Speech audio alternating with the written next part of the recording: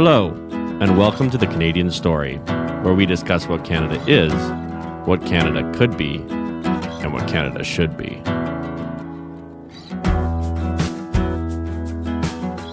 Hello, everyone, and welcome to another episode of The Canadian Story. Today, we are joined by my boss, Joel Cassady. Joel Cassady is the drummer. Quite a title. He is the drummer for Walk Off the Earth. I've spent almost a decade traveling around the world with him, setting up his drums and doing shows with him.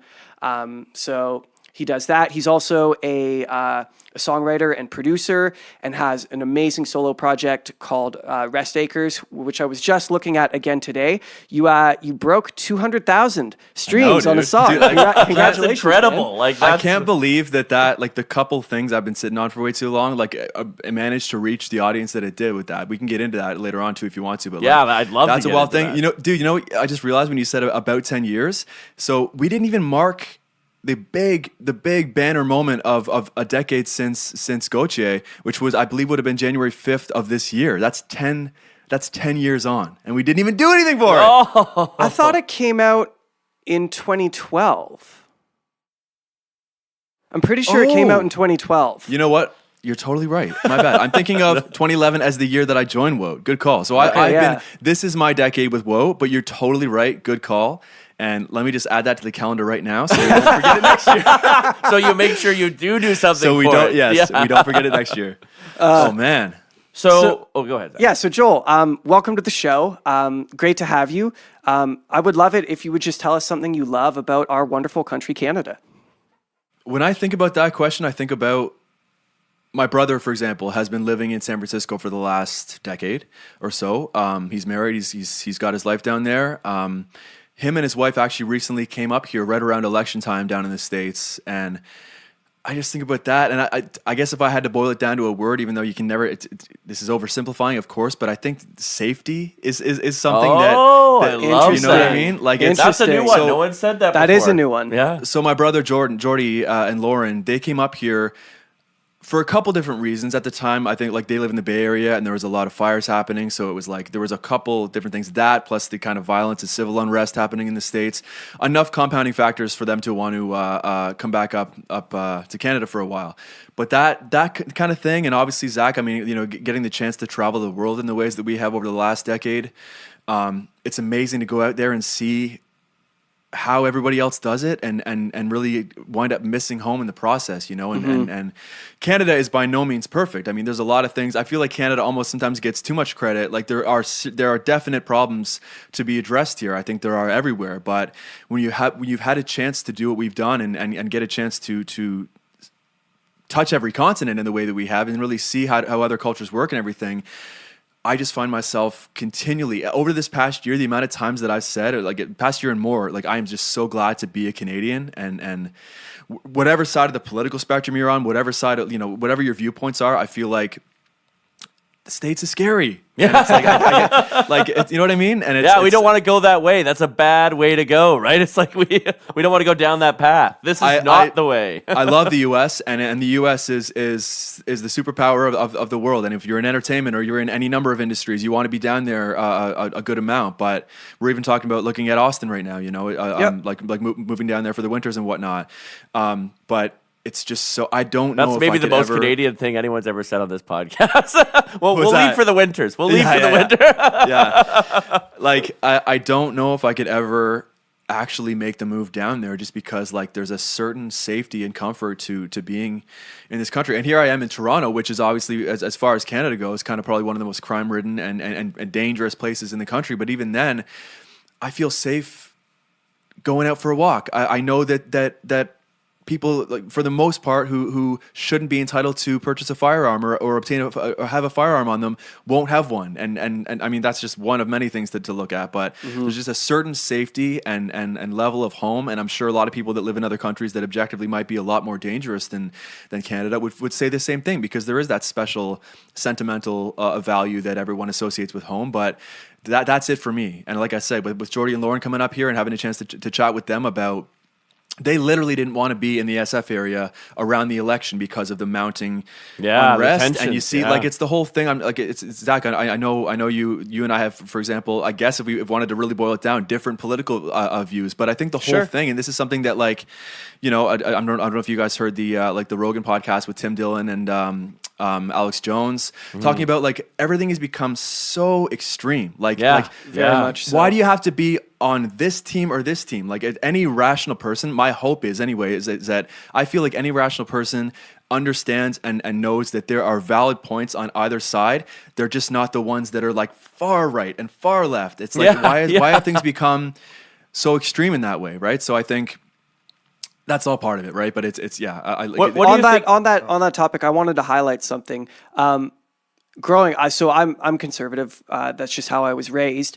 And I thought for the longest time, especially around all of the heat around the U.S. election, that I strongly disagreed with, like, everything that liberals had to offer. Turns out that was wrong. I read an awesome book by the author Dave Rubin called "Don't Burn This Book," and it's about he wrote about the left and what it traditionally represents.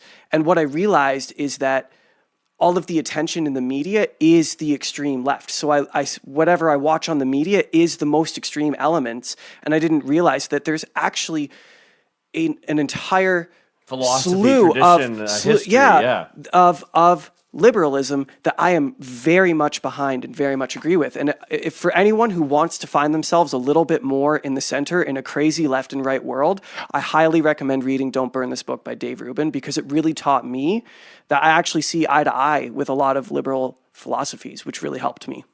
Yeah, like why do you have to pick a team? Like, I get that, like, when it boils down to, like, the party side of things and the electoral side of things, things do need to fit into a box in a certain sense. And this probably speaks to a lot of other industries and other various things where you do need to kind of have something that's compartmentalized enough for someone to be able to kind of grasp it and buy into it. But it's gotten to a point that is just, I think, driving people so far apart. And it's like, the hope is that people, regardless of their differences, still want us all to get along. Yeah, that's kind of the hardest thing. That's what worries me, is that we're in this position right now where it's not only are they not getting along, they're being taught to hate one another. Yes. Mm-hmm.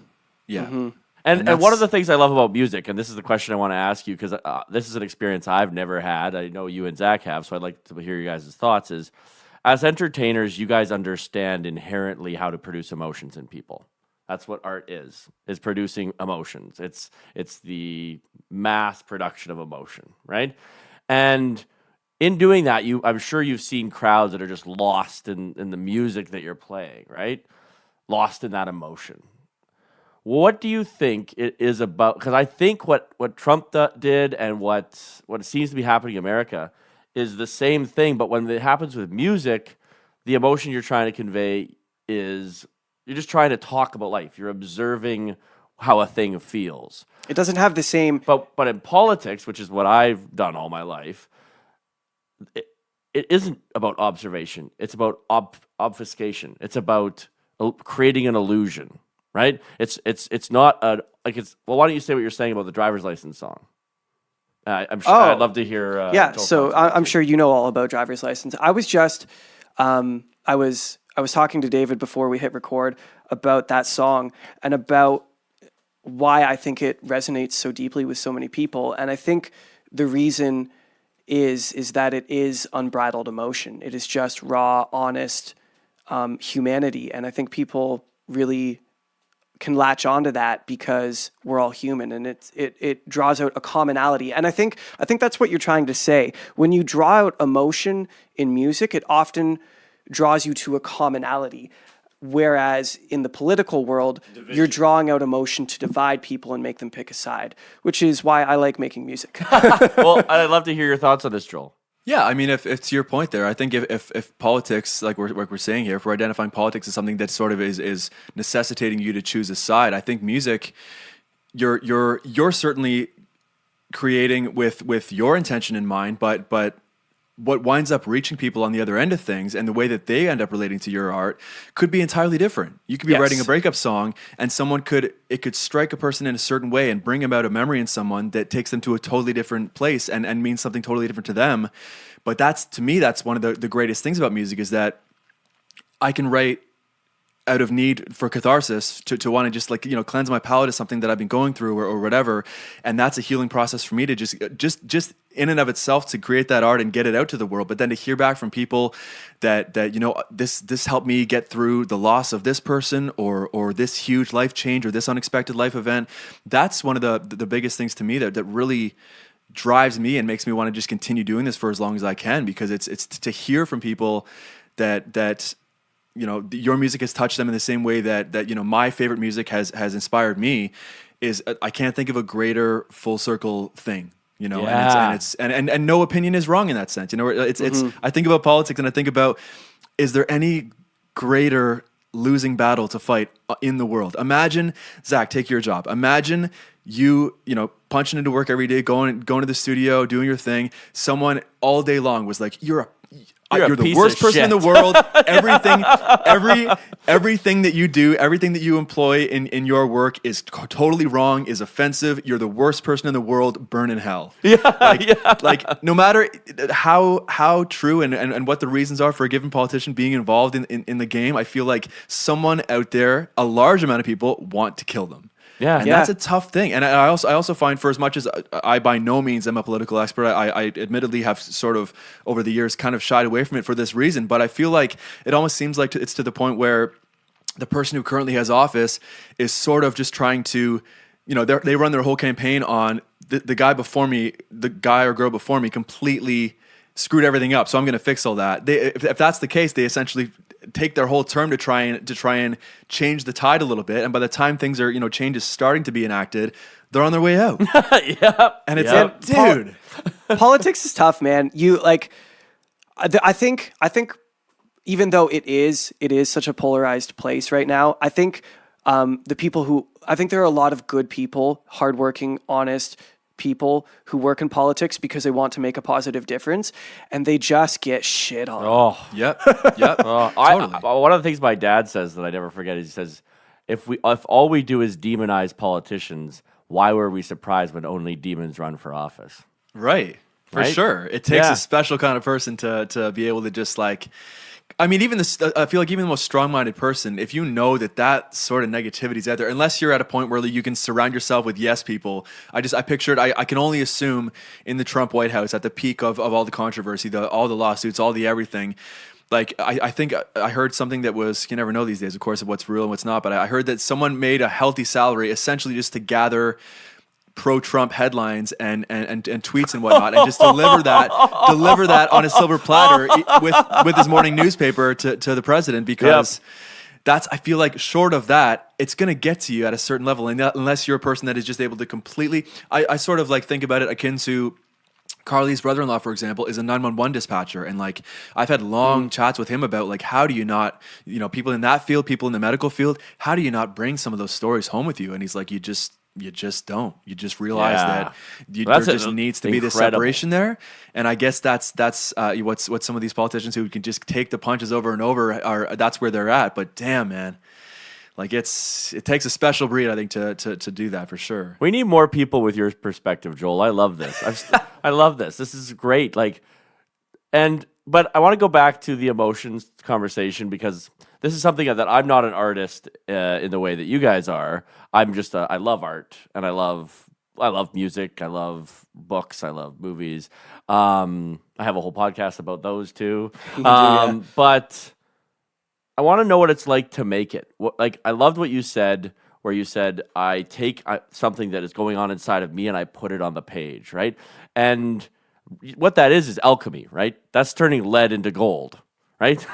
Sure. That's what it is, right? That's one of many miracles. Yeah, I mean, just literally the act of creating something from nothing too, I think, is something that I never want to not have a full grasp on the value of, because every time that I'm just dicking around in Ableton and trying to make something work, and then you get that first feeling of something. Zach, I'm sure you have this. Like you press spacebar, and the idea just went from potential to, oh shit, this is a real thing now. I am addicted to that feeling, and I want to, like, I'll be chasing that, like I said, for the rest of my life, because it's the most exciting thing to just like. These days in audio, especially, like there's the amount of sample packs, the amount of things out there that you could theoretically just take X, Y, and Z files from all over the place and put it together and have it feel like something.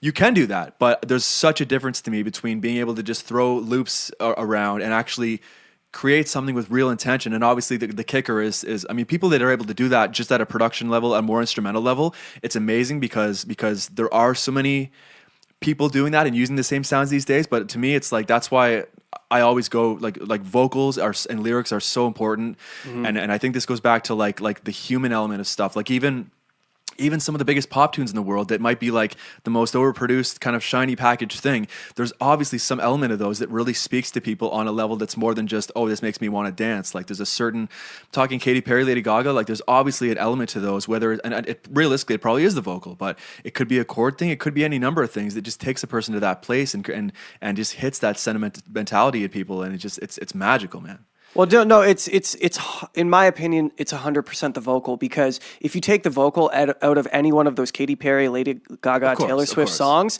and put that out, it's not going to do half as well as the product. And also like a Yes. lot, you guys think of music way differently than someone like me does, right? And I love music. I've been obsessed with it all my life, but I am a huge lyrics and vocals guy. Like that's what I'm into, because I don't even know what's happening. I feel it, like I'd hear the drums, but I have no idea. Like I'd like you guys to just very briefly, like for 2 minutes, talk about Pro Tools again. So people don't realize what goes in to making this music, but you guys do. This is your passion. This is your life. So just 2 minutes. We won't because you guys, I know you can talk about it for like days, but like, and we do. What is it like to?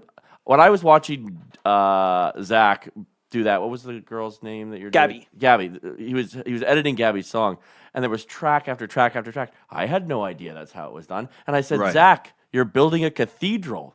People think you're writing a song. You're building a cathedral. Yeah. I mean, where to even start in that realm? You're right. I think the average, like, this is something that I deal with Carly all the time. Actually, she's one of my most trusted set of ears for that reason. I would love, and Zach, I know you can back me up on this. I wonder if one day they'll be able to essentially create the Men in Black memory eraser, where like you'll be able to, when you're working on a mix and you're working on a composition, a production, whatever, for so long, and you haven't, we call it demoitis, or there's a number of names for it, but where it becomes absolutely impossible for you to hear it in the same way that the average listener will for the first time. Not you hear the entire history of it as you're working on it, right? You hear every little element, Dave, like what you're talking about, and there's no way to really truly listen to it objectively like that. And Carly is the best at that. So if I'm working on something and I have an idea going, I'll let her come in, and her, like, the extent of her commentary will be like, yeah, it feels really dancey. And I love that. Yes, like that to me, that's more validation than like hearing from another music head like that. You know, it needs an EQ boost in this register, or try adding some more low mid weight here. Like that's what you're after. But obviously it's there's a whole path that leads to that, and that's just kind of how the average, it seems weird to say, a non-music person would relate to it. But do you do you get frustrated with Carly when she has something negative to say? Because I'll often bring like mixes home to Melissa, right, and she'll be like, I feel like I can't, like, the vocal feels quiet to me. And it's like, I spent literally an hour automating that. I hate that you said that. For sure. There's always that. Like, I feel like most of the time, just the kind of person that I am, when Carly will have any sort of a gripe at me, the initial reaction is one of like defensiveness. I feel like a lot of people are like that, but then literally 99% of the time I think on it, and it's super valid, you know? Yeah. And Carly's actually suggested, literally, I would say by now it's pushing 10 song suggestions that have turned into Woke covers, because she's like, you guys should check this song out. And I listen to it, and I'm like, and then like I'll revisit it a couple days later and be like, this is a banger. Like I absolutely have to do this. So it's a thing, man. I love that. It's a thing. What is so because I think that there's this perception of people who just see musicians from the outside that this is they got lucky. This is an easy process. But I mean, the number of people who want to become music stars and the number of people who do it's probably the most competitive business in the world. I would say not even stars. I would say people just literally trying to pay the bills. Yeah, right. Yeah, I feel like exactly. that in pro sports got to be some of the hardest out. Right. I mean, I heard Mark Cuban saying recently that he's like, no, music is like the one. Like it is the hardest. And Yeah. I think totally, man. I think when you get a chance to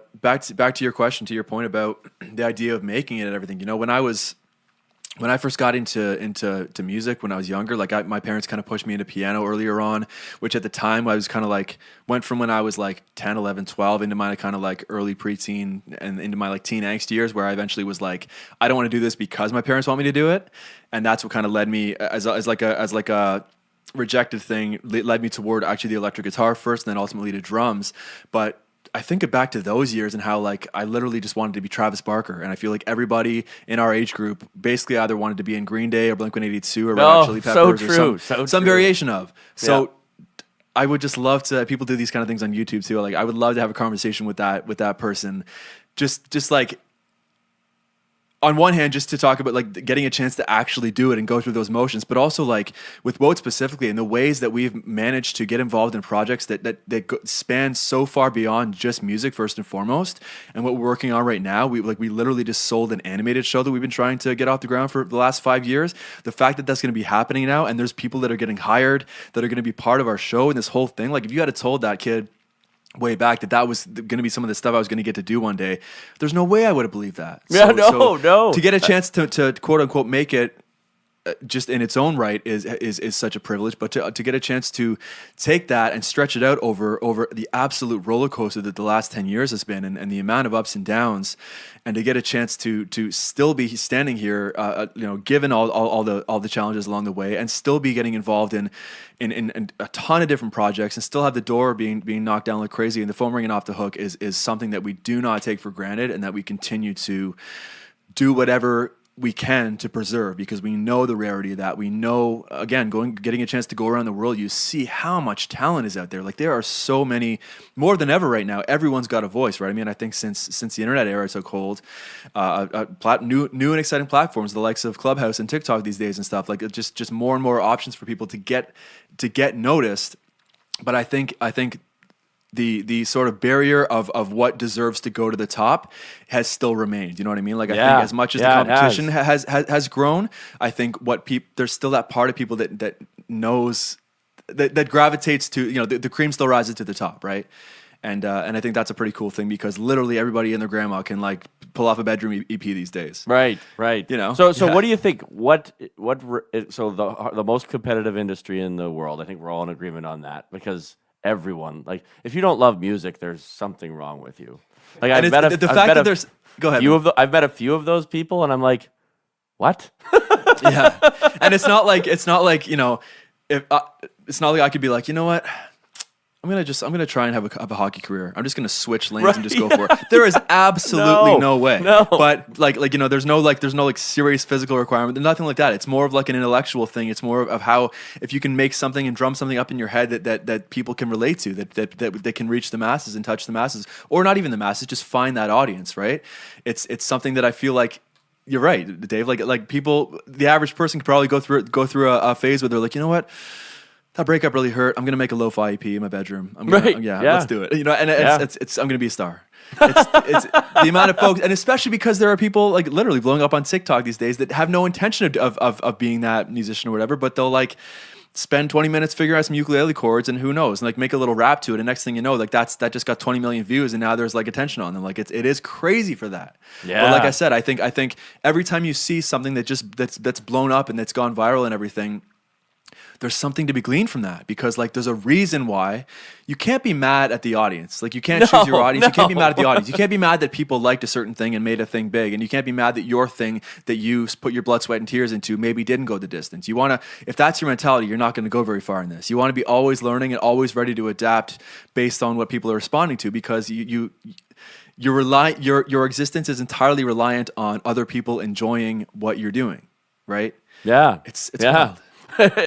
That is wild. Okay, so both of you, for the audience and for me, because I love understanding human psychology and thinking through emotions and stuff. You're standing up on the stage, you're gazing out on these massive people who are there just to hear you guys play music. what goes through your head?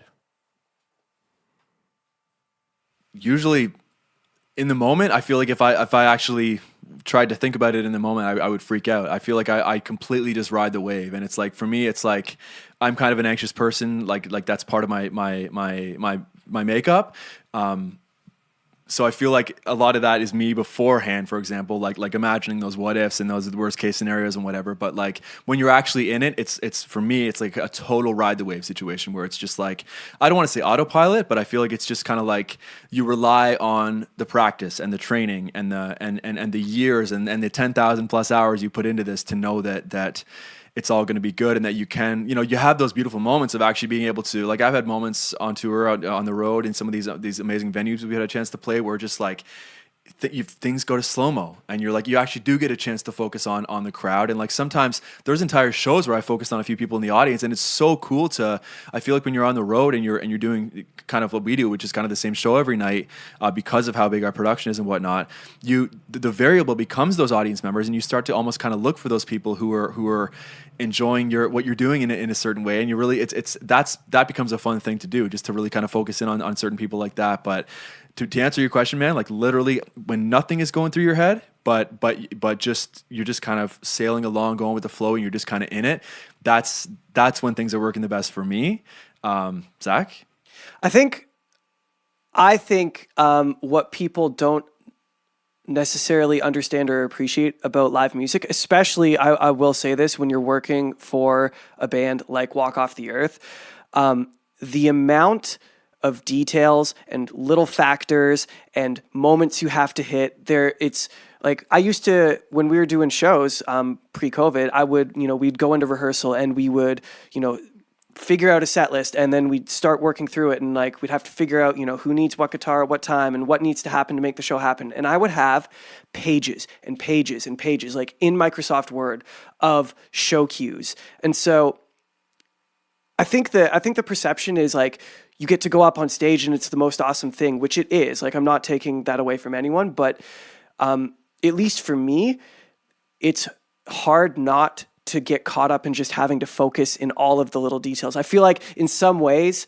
I wish I could go back and do all of those shows again, but like worry less, because right. it's a high. And for the people who have seen the band, the show is incredibly coordinated. It's incredibly thought out, and in order to pull that off, you have to be mentally engaged with the tasks at all times.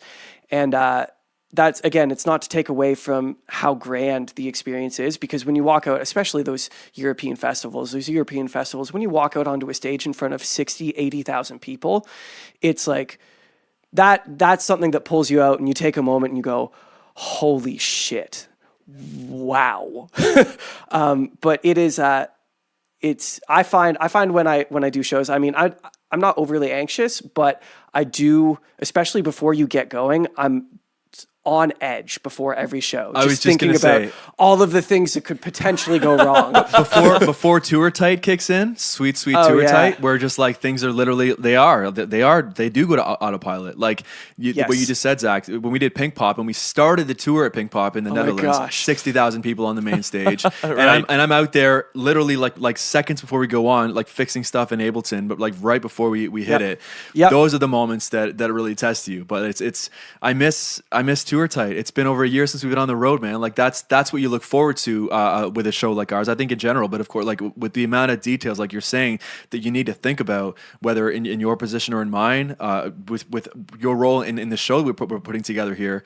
It's a lot, and it's easy to get overwhelmed with. And we've had moments over the years that have certainly tested that. But oh yeah, I mean, hey, it's been a trip, it's been a ride, man. And hopefully the live touring side of things isn't over. I mean, we've had a crazy moment over this last year to realize, believe it or not, that like there are certain elements of WOTE that are actually doing better than they have in a long time, because I don't think we really realized until we had we were forced to realize that we'd been prioritizing live touring potentially over a lot of the things that helped us build the platform that we have, that helped us build that global platform, which of course was internet, right? We go on the road, we reach thousands, right? We make videos at home, we reach hundreds of thousands, millions, sometimes billions, right? It's that's the differentiation there. And I think to have that moment where there's no greater feeling, and we've all learned through this pandemic that there's no replacing the feeling of being part of a live performance, whether as an audience member or as a person on stage.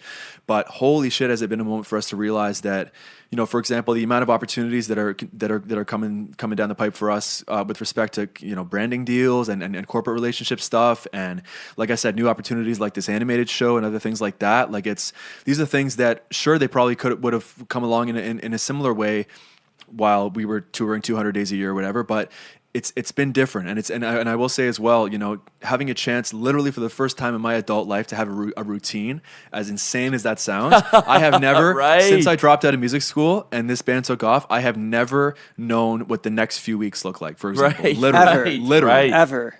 So to have a chance to know that like I'm probably going to go to bed around this time and be up at this time and be able to actually start structuring my day has actually helped me a lot when it comes to goals that I have, for example, for my solo music and like other things that I'm trying to accomplish in life apart from Walk Off the Earth. It's helped huge in that way. And Carly, for example, who comes from the corporate world, has really helped me with that as far as developing actionable goals and calendarizing everything and making lists of everything. These are things that never came naturally to me because I had no reason for them to be a part of my life, and now I do, and it's been a huge change that I think for myself, and I certainly don't want to speak for G or Sarah, but I know there's other elements of this pandemic and the way that our world has changed through this that I think have taught us great lessons. And I think you're hearing a lot of that right now as far as people who have had these grand realizations through this that are things that they actually don't. Everyone's saying when things go back to normal, I don't want certain things to go back to normal in the way that they were, because I've had a chance to reflect on those now, and I feel like I'm that much more self-aware and aware of the world around me and in a better spot in all ways right now. And that wouldn't have been possible without this, what is objectively a very awful thing, which is the irony of it happening. I mean, if you're a person who's fortunate enough to not... Sometimes, sorry, go ahead. Oh, good. I was just saying, if you're a person who's fortunate enough to not have had someone have COVID and die, who close to you, this is something that has been pretty powerful in other ways for a lot of people. And of course, I mean, it's horrible that there are people who are still losing their lives to this and people losing loved ones. But the hope is that the silver lining in this has shown itself in a variety of ways to people and is allowing people to kind of move forward. Whatever state the world returns to us in will allow people to kind of keep some element of this, keep some lesson of this in their back pocket or in their front pocket moving forward, right? Absolutely. I couldn't agree more. I can't even say anything more clear than that. And what I've found personally through all of this is that suffering is important. So you're right. There's a lot of bad things that have happened. But unless you've suffered and learned, you're never really going to, like you said, like you're never going to wake up. 100%. That's a huge point to make, man. I mean, it's when you're a person, like I'll speak candidly from my own self. Like I lost my mom and my bandmate a week apart, like late 2018, early 2019 was was the worst stretch of my life. And to try and to be reeling from that and to become this person where you're trying to tell, you're living in these all these cliches you hear about, like live every moment like it's your last, like you never know, nothing's promised, tomorrow isn't promised. You're trying to be that person, and I was so fired up about it, trying to kind of instill that in other people. I feel like there's a part of me that was expecting that back from other people, but like until that person goes through that and actually feels the punch of that, feels the punch in the gut of that, they can only relate so far, right? You do need to feel that pain. And there's a lot, I mean, music is a great topic to discuss this on, because there are songs that I would never have made in my life had I not gone through shit to get there. I guarantee you there are a lot more people who have made great art from heartbreak or upset than they have from super, super happy vibes all day long. I think that is art is transmuting suffering into it's alchemy. It's turning lead into gold. Yes. I don't think I've ever written a happy song. Exactly. Well, right? It's a thing, man. And even like, it's also such a thing that like songs that I'm not going to be able to think of a good example, of course, in the moment right now, but like there's so many songs out there that feel upbeat and feel so happy and make you feel happy, but then the lyrical content is like so dark and so, you know what I mean? It's so sinister, and it's a funny juxtaposition that I think is yet another amazing element of music, and just something that always keeps you guessing and keeps you engaged as a lover of music. So, speaking of music and writing music, you started I'm not sure how long ago, maybe a year ago. Well, I mean, you've been working on it for a long time, but you finally started putting out this project of yours, Rest Acres, and Yeah. one of your songs, On My Mind, just hit 200,000 streams on Spotify, which is incredible. I'm so happy for you. Tell us about that journey and combining that with, Walk Off and fitting Yeah. both in, and your reasons for creating your own music. Just tell us about it, man. Yeah, so like going way back to like when I first fell out of love with music school, for example, like I showed up to music school and was excited to go to music school because that was where my life led me. Like if you're getting serious about music and you're a young person, my upbringing led me directly toward like a Humber college where I went, right? But then I think to get in there and actually for it to become a real thing and to start getting graded on your creativity and to start to have a rubric applied to your art. I mean, obviously this is just my opinion on this stuff, but the idea of art school is a very interesting thing because some of the most celebrated artists out there are people who did the polar opposite of that, who completely broke the rules and disregarded the rules and were able to reach a large group of people just like them in that process. So for whatever number of reasons like that, it didn't really work out. And around the time that I started falling out of love with really what is by and large a jazz school, I got really deep into the likes of, there's a guy out of the UK named James Blake, who at the time no one really even knew that he was this amazing singer, which people know him as now. But his first few EPs were very kind of production rich, and that was basically when I got into Ableton. I got into a guy from the UK as well called Subtract, and like bands like Rat-a-Tat. I mean, tons of stuff that were really kind of merging elements of live music and elements of production music and electronic music together. Really kind of lit the fire in me. So that was kind of my introduction to that whole world. Fast forward to me getting a chance to go on the road with a local Toronto singer-songwriter, getting a chance to go and see Europe. I mean, it was a very DIY type tour, but it was the answer for me that music school wasn't answering at the time. As far as this is what I want to be doing. I want to be out in the weeds, really, really doing it, not just studying it and getting a mark on it, kind of thing. So that was a big moment as well. But that kind of led directly to me going back home and then getting in touch with G and joining Woat. So here's. What a good problem to have, right? I mean, here's me starting to get into electronic music and being like, "Ooh, I want to be this producer guy and beat maker guy." But then, Woat, I've just joined Woat because, of course, and because I love playing the drums, and that's in a lot of ways my first love still and everything, right? So here's Woat starting to do its thing. Here's Woat a year after I joined, blowing up and completely taking over all of our lives in a way that we could not have expected. And realistically, it's been that way ever since. Since that day. But it's never, the love for electronic music has never left, and the love for wanting to create sounds and make things that people haven't heard before and give people what they want to hear in a way that they aren't expecting, I guess is maybe a neat way to put it. One of my favorite producers, Flume, that's his whole thing. He wants to give people familiar harmony because there's only so many notes on the piano. You're not going to invent a new note. You're not going to invent a new chord, but the way that you can present that chord to people with the texture, with the sound that you use to give that to them, can be done in a way that probably hasn't been done before. And I love that. And that's another thing that I similar to the idea of making something from nothing and starting to feel a demo come together or whatever. That's another thing I'm addicted to, is the idea of just trying to combine things that shouldn't be combined or stretch effects in certain ways that shouldn't be, that's not right, that a school environment would tell you is not the way to go. That's more and more I find myself wanting to do those things and break those rules, because I think at this point I have read the rule book enough to know what rules I want to break, sort of thing. So I guess long story short, to that end, something that's always quietly been there the whole time, but of course for all the obvious reasons, us being literally, like I was saying about never having a week free. Even the moments I feel like over the years where Woat has been home, your mind is still in transit because it's like, that it's only a couple days at home until you're off to the next thing. So even those days at home, you try, and I've always been a person who's had a hard time being I've gotten a lot better at it, but just being mindful and being able to take a free moment for what it is and not be mentally on to the next kind of thing, right? So to have a moment last year where things slowed down, and to have a moment where I had more time than I have in my entire adult life to just like chip away at some of these ideas and really kind of like put the time in that I needed to really figure it out. And I still am. I'm working on a new one with our friend Kiara Young right now. Oh, nice. I'm still figuring it out, and I'm still finding the sound there, but I can't tell you how rewarding it is to just get a chance to work on this thing that to me is the truest expression of myself. and is something that like Wout has made every dream that young person in me ever wanted come true.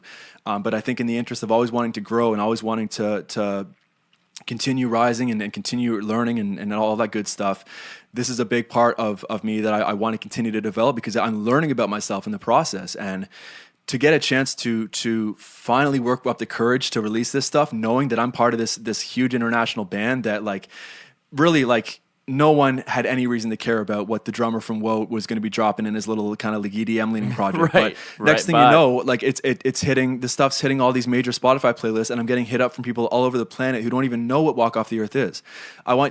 Check this out.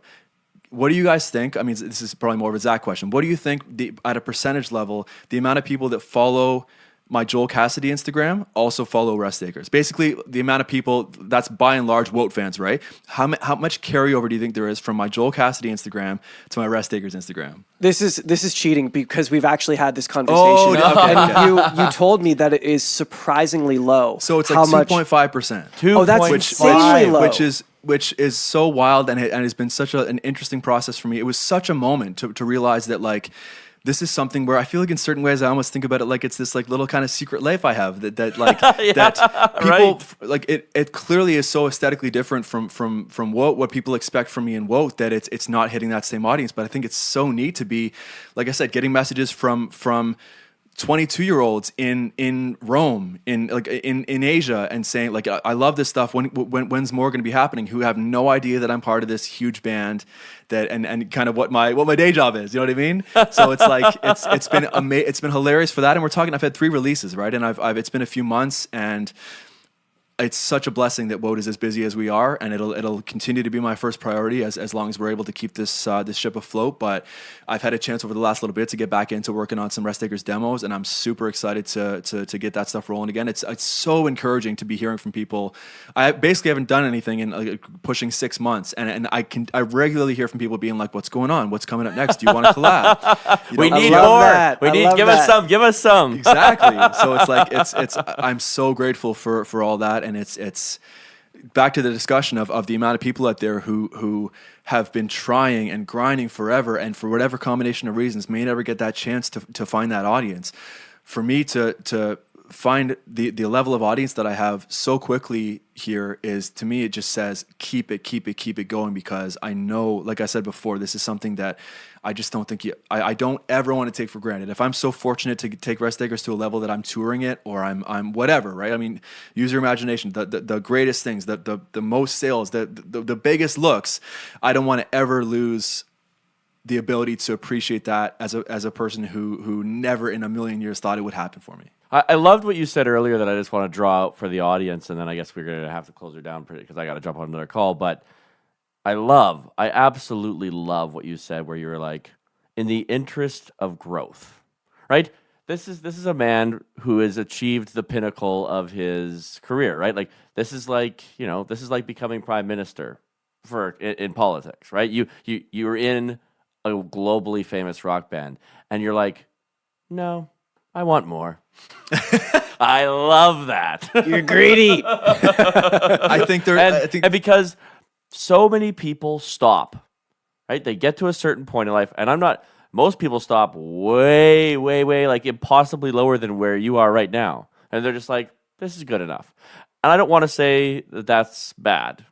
It can be good if that's what you want from life. If what you're looking for is, a quieter, a simpler life. But for the ambitious people out there, and I would tend to believe that our audience is probably fairly ambitious, listen closely to what Joel said.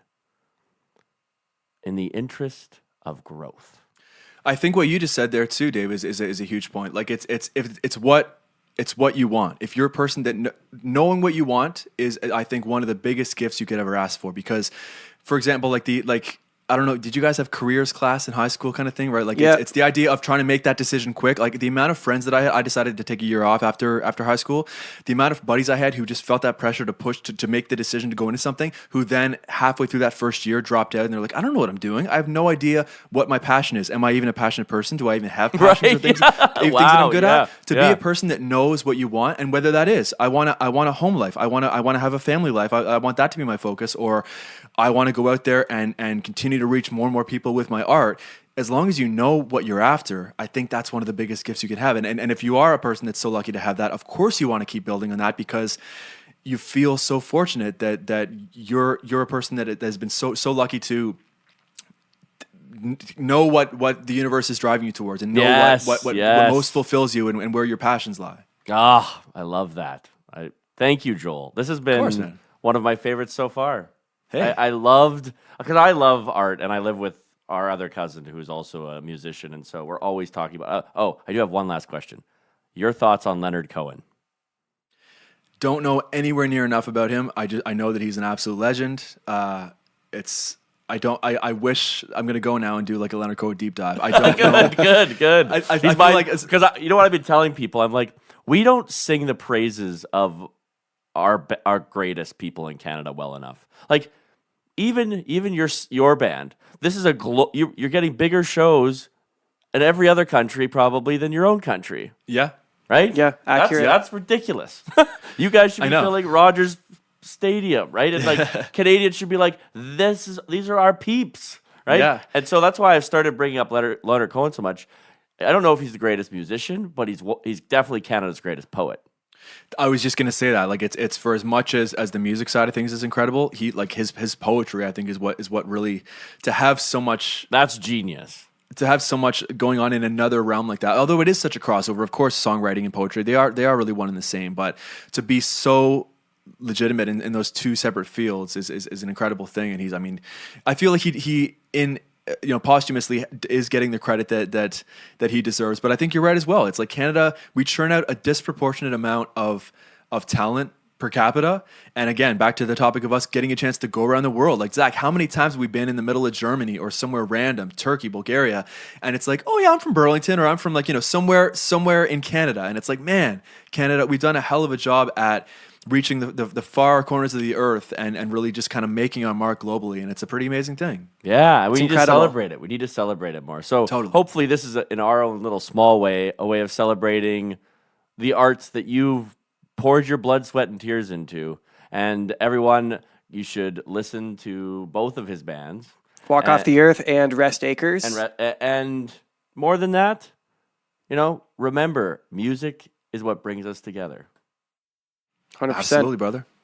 Well, Joel, thank you so much for your time. I really appreciate you taking an hour to come on our podcast. I miss you, buddy. I'm looking forward to doing a show again. I actually literally need to give you a call after this, because I was just talking to G, and we have a whole new slew of live stream things that we're probably going to need you for. I miss you reminding me to turn your fan on, so that's great news. As I was like thinking about like doing this today, I was like, how many of some of my most memorable things that I've ever done have been preceded by me being nervous as fuck and being like, Zach, is my fan on? Every show. Before taking the stage at the likes of like Red Rocks, Wembley, all these absolute legendary venues, I have like a vivid flashbulb memory of being anxious that my fan may or may not be on, and that being like involving way more attention than it needs to as far as being part of my process for doing the show. I hope you don't mind me bringing it up, but Joel sweats profusely. So before literally every single show I've ever done for Joel, before the show, before he goes on stage, he asks me if I've turned his fan on. And like twice the answer has been no. And we've done hundreds of shows. It's just part of that. It's that nervous thing that's just part of that little the checklist in my head. What a funny thing, man. It is funny. Love it. Well, thanks again, Joel. I love you, buddy. I miss you. I'm looking forward to seeing you again. All right, bro. Thanks so much, guys. Soon. Thank you. Cheers. Thank you for listening to The Canadian Story. You can find us on Instagram and Twitter at The CAD Story. That's The CAD Story. If you enjoy this podcast, please share it with your friends and family. Let's work together to remind Canadians how great their country is.